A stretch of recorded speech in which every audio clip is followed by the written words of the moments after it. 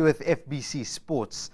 It's the final showdown of the Digicel Cup tomorrow, and two of Fiji's traditional rugby rivals will go head-to-head at Lawanga Park.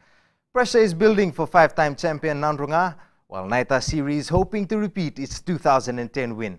Elena McDonald reports.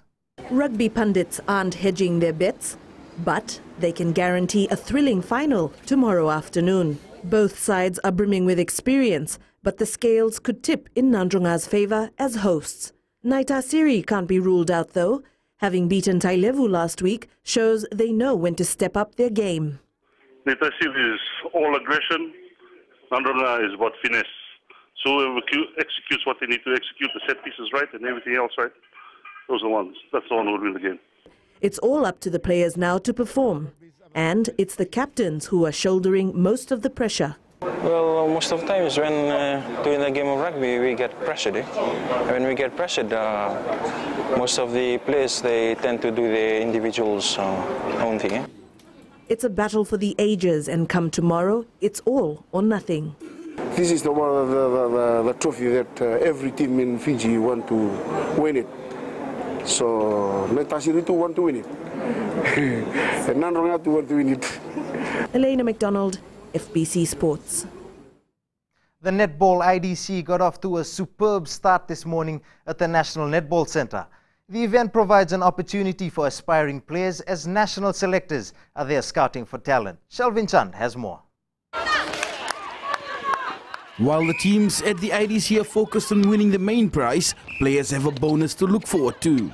We are scouting for 80 players who will be part of the 4 franchise team that we will have. There's going to be a league competition off-season. And so what we are currently doing is we're scouting for the 80 players that will be part of these franchise teams. Unlike yesteryears, rural teams have come prepared and created upsets on day one. Technology has played a big part in the development of the sport. We had Vunisea, who won the under-17 division last week in the secondary schools competition.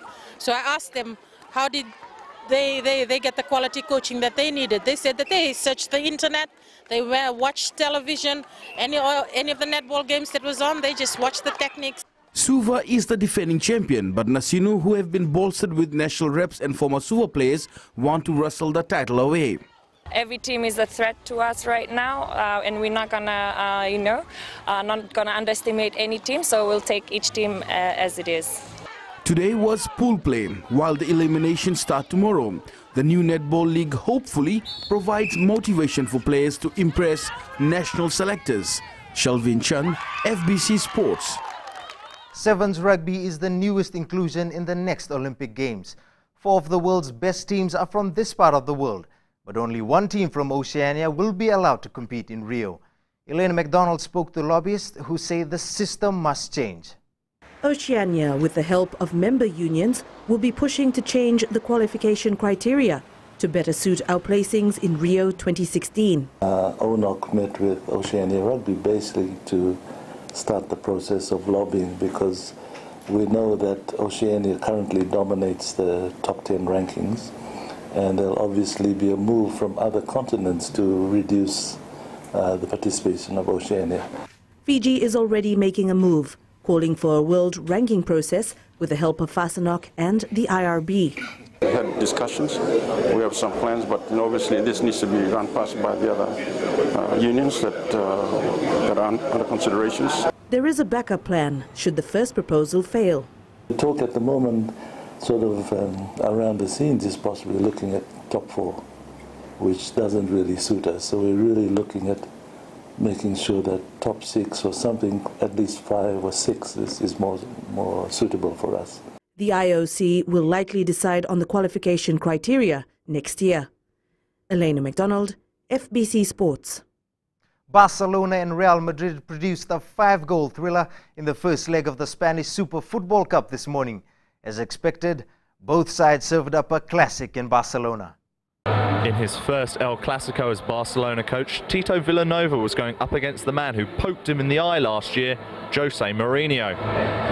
There wasn't much to see in the first half of this Super Cup match. Barcelona forward Alexis Sanchez had a penalty appeal turned down.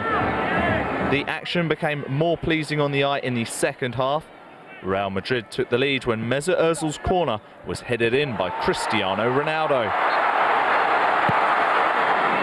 Almost immediately, Barcelona equalised. Javier Mascherano with the vision to pick out Pedro for the goal.